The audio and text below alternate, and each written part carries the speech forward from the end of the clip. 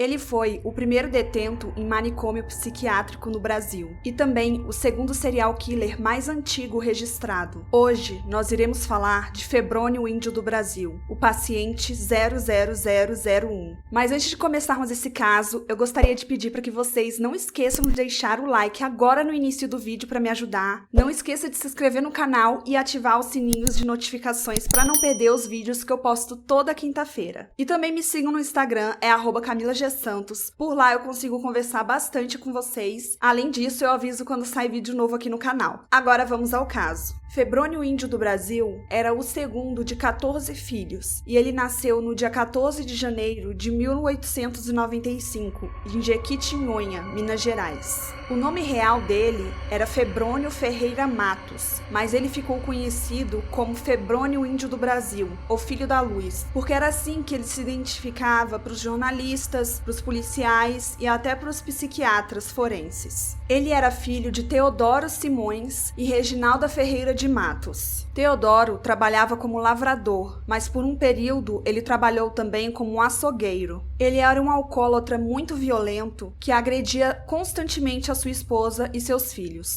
Inclusive, não era raro Febrônio ver sua mãe sendo agredida. Por não aguentar mais essa situação, Febrônio saiu de casa em 1907, com apenas 12 anos. Ele ficou vagando nas cidades vizinhas até que chegou em Diamantina, e lá ele começou a trabalhar como copeiro. Depois de um tempo, ele seguiu rumo a Belo Horizonte, e lá ele trabalhou como engraxate e também fazia bicos como auxiliar de serviços domésticos. Com quase 14 anos, em 1909, ele se mudou para o Rio de Janeiro, que naquela época era a capital do Brasil. Em 1916, ele chegou a voltar para Minas Gerais, mas ele acabou voltando rapidamente para o Rio de Janeiro e depois que ele voltou, ele começou a praticar pequenos delitos. Então, entre os anos de 1916 até 1929, ele acumulou várias passagens pela polícia, por fraude, chantagem, suborno, roubo, furto e vadiagem. No ano de 1920, em uma de suas passagens pela prisão, na colônia correcional Dois Rios, na Ilha Grande, Febrônio, que na época estava com 25 anos, passou a ler a Bíblia. E em uma das noites nessa prisão, ele teve uma visão com uma mulher loira de cabelos longos que o visitava. Essa mulher o batizou como Filho da Luz e falou que a missão dele era purificar todos os jovens e avisar para todos que Deus não estava morto. No processo de purificação, ele teria que tatuar os jovens com as letras DCVXVI.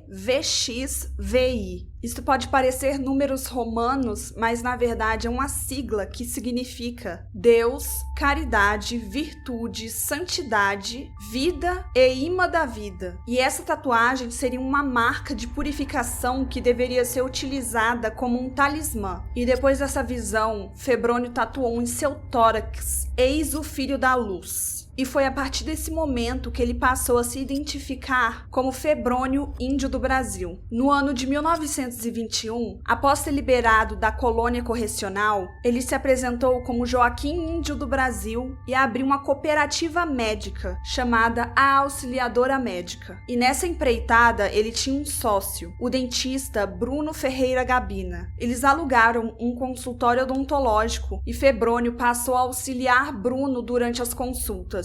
Mas apenas um mês depois, os dois abandonaram o local sem pagar o aluguel. Em 1922, Febrônio roubou o diploma do Dr. Bruno Gabina, que inclusive nunca mais foi visto. E assim, ele começou a atuar como dentista e abriu seu próprio consultório odontológico bem no centro do Rio de Janeiro. Não era raro ele arrancar dentes saudáveis dos pacientes simplesmente para ter o prazer de causar aquela dor neles. E por esse motivo, o seu consultório odontológico passou a ter uma péssima reputação. Então, Febrônio teve a ideia de transformá-lo em uma agência de empregos. e lá ele passou a enganar as pessoas. As pessoas iam até essa agência de emprego e lá Febrônio falava para elas que elas precisavam fazer um depósito caução para que pudessem conseguir um emprego através da agência. Mas não demorou muito para as pessoas denunciarem aquela agência para a polícia. Quando os policiais foram atrás de Febrônio, ele fugiu para a Bahia e lá ele começou novamente a atuar como um falso dentista, mas agora com o nome de Dr. Febrônio Simões de Melo, índio do Brasil. Pouco tempo depois, ele se mudou para Mimoso do Sul, no Espírito Santo, e lá ele começou a atuar como médico e voltou a usar o nome do Dr. Bruno Ferreira Gabina. Lá em Mimoso do Sul, ele acabou matando 2 crianças por prescrever medicações erradas. E por esse motivo, ele se mudou para Rio Cascas, em Minas Gerais, e lá ele continuou trabalhando como falso médico, mas agora com o nome de Dr. Uzeda Filho. E dessa vez, ele causou a morte de uma mulher durante a realização de um parto. Após isso, ele voltou para o Rio de Janeiro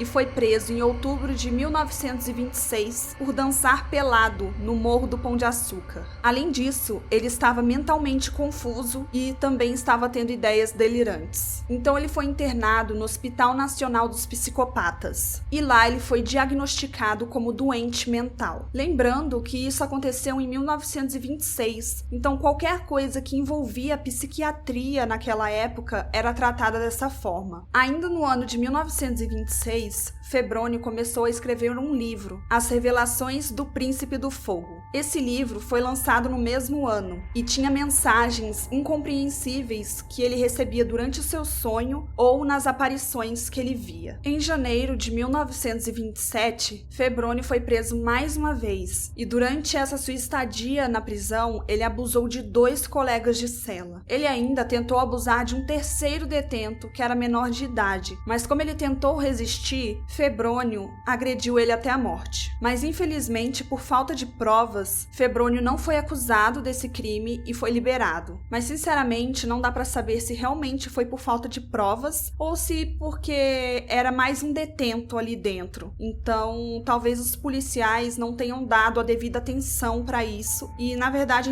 nunca iremos saber, né? Se foi falta de provas ou falta de vontade policial. Mas, de qualquer forma, Febrônio recebeu a liberdade provisória. Mas no dia 21 de fevereiro de 1927, ele foi preso novamente porque estava pelado no Morro do Corcovado, com o corpo todo pintado de amarelo, enquanto dançava na frente de uma criança apavorada, amarrada num tronco de árvore. Além desse fato, uma testemunha disse para o delegado que viu Febrônio cozinhando a cabeça de um defunto em seu quintal, e eles descobriram que a cabeça do defunto foi roubada de um cemitério. E por esse motivo, Febrônio foi mandado novamente para o Hospital Nacional dos Psicopatas, e lá mais uma vez ele recebeu um diagnóstico de doença mental. Então ele ficou internado por um tempo. Depois ele acabou fugindo e levou junto com ele um jovem de 17 anos, e no caminho eles buscaram outro jovem da mesma idade, já que Febrônio havia prometido emprego para os 2 rapazes. Durante a noite, em um local sem movimentação, em Mangaratiba, no litoral sul fluminense, ele tatuou a sigla DCVXVI no peito dos garotos. Ele sempre tatuava as vítimas antes de abusá-las, e foi exatamente isso que ele fez com os meninos. Alguns dias depois dessa tortura, Febrônio liberou os 2 rapazes que fugiram traumatizados, mas vivos. Depois disso, no início de agosto de 1927, ele enganou um outro jovem de 18 anos com uma falsa promessa de emprego. E assim, ele seguiu com seu ritual macabro de primeiro tatuar a vítima e depois abusar dela. Mas o jovem nunca mais foi visto e Febrônio chegou a ser preso. E enquanto estava na prisão, ele abusou novamente de alguns colegas de cela. Mas no dia 13 de agosto, ele foi solto por falta de provas. Quando ele saiu da prisão, ele estava usando uma farda azul em um boné que ele roubou de seu colega de cela. E no mesmo dia que ele saiu da cadeia, ele conseguiu convencer um jovem rapaz de 20 anos, chamado Alamiro, a segui-lo com uma falsa promessa de emprego em uma empresa de ônibus. Quando já estavam longe de todos, perto de Jacarepaguá, Febrônio tentou abusar de Alamiro. Mas como o garoto tentou se defender, Febrônio pegou um cipó verde que estava por perto e o asfixiou até a morte. O corpo do jovem rapaz foi encontrado no dia 15 de agosto, 2 dias depois de sua morte. Ele estava apenas com a camisa e o restante de sua roupa estava jogada sobre o seu corpo. Ainda no dia 15 de agosto, Febrônio conseguiu enganar outro jovem de 16 anos de idade com uma falsa promessa de emprego. Ele chegou a tatuar o jovem, mas por sorte, o garoto conseguiu fugir. Mas acontece que o homicídio de Alamiro causou tanta comoção na população que Febrônio foi para Petrópolis e novamente se identificou como Dr. Garbina para trabalhar como dentista mais uma vez. Para ficar mais apresentável, Febrônio acabou comprando um terno com alfaiate e, como primeiro pagamento, ele deu a farda azul que ele usou quando saiu da prisão. No dia que o alfaiate foi até o hotel para pegar o restante do pagamento, Febrônio notou que havia um cisto no pescoço dele e ofereceu um tratamento. Ao iniciar o tratamento, ele passou iodo no local e rasgou violentamente com canivete, provocando muita dor e perda de sangue. Então o alfaiate ficou apavorado e fugiu do local. Depois disso, Febrônio voltou para o Rio de Janeiro focado em fazer mais vítimas. No dia 29 de agosto, ele abordou uma criança, o garoto João Ferreira, de apenas 10 anos. Dessa vez, Febrônio enganou os pais do menino, falando que tinha uma vaga de copeiro para ele. Lembrando que naquela época não existiam as leis trabalhistas que existem hoje em dia, então não era raro ver crianças trabalhando nesses empregos. Os pais concordaram com a oferta de Febrônio e deixaram ele partir com a criança. Então, ele foi com a criança para a mata do Largo do França e ele prometeu para o menino que lhe daria um lindo terno se ele deixasse ser tatuado no tórax.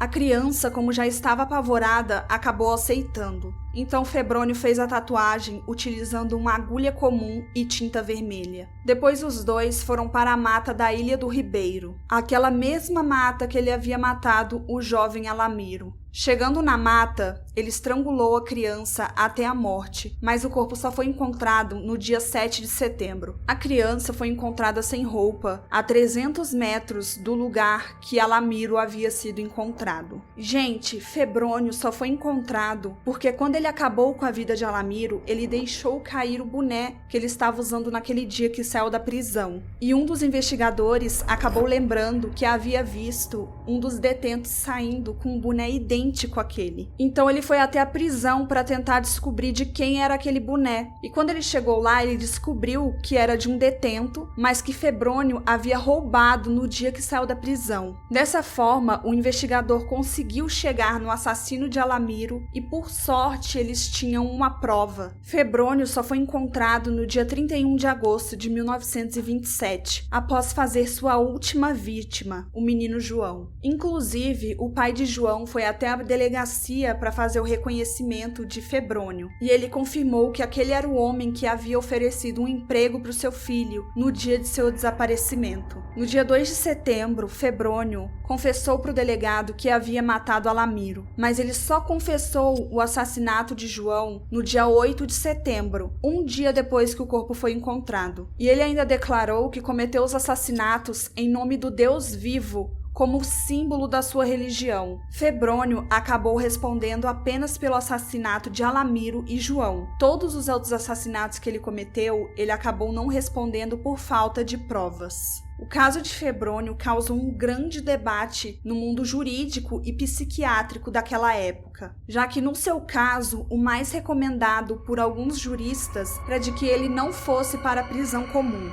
e alguns psiquiatras afirmaram que ele sofria de doença mental, e era isso que motivava os seus crimes. E devido sua alta periculosidade, ele deveria ser internado em uma colônia manicomial judiciária para fazer tratamento psiquiátrico. No dia 20 de fevereiro de 1928, 2 psiquiatras emitiram um laudo com tudo o que havia de mais moderno na psiquiatria naquela época. E no laudo constava que, basicamente, Febrônio era portador de psicopatia constitucional e que suas reações antissociais e os seus atos delituosos de que é acusado resultam dessa condição mórbida, que não lhe permite a normal utilização da sua vontade, e em consequência disso, a sua capacidade de imputação é limitada ou deprimida. E no laudo também constava que, devido à sua alta periculosidade, ele deveria ser recolhido da sociedade e ficar em estabelecimento para psicopatas. Então, no dia 6 de junho de 1929, o juiz determinou o recolhimento de Febrônio como o primeiro paciente do manicômio judiciário do Rio de Janeiro. Por esse motivo, muitos se referem a ele como o paciente 00001. Febrônio permaneceu internado no manicômio até o dia 27 de agosto de 1984, a data de sua morte. Bom, galera, esse foi o vídeo de hoje. Eu achei muito interessante trazer aqui para o canal por ser o primeiro preso psiquiátrico brasileiro. Ele cometeu crimes terríveis devido à sua condição psiquiátrica e, infelizmente, demoraram muito tempo para conseguir provas para mantê-lo sob custódia definitivamente. Mas é isso, quis trazer esse vídeo aqui para o canal. Espero que vocês tenham gostado e nos vemos no próximo vídeo. Até lá! Tchau!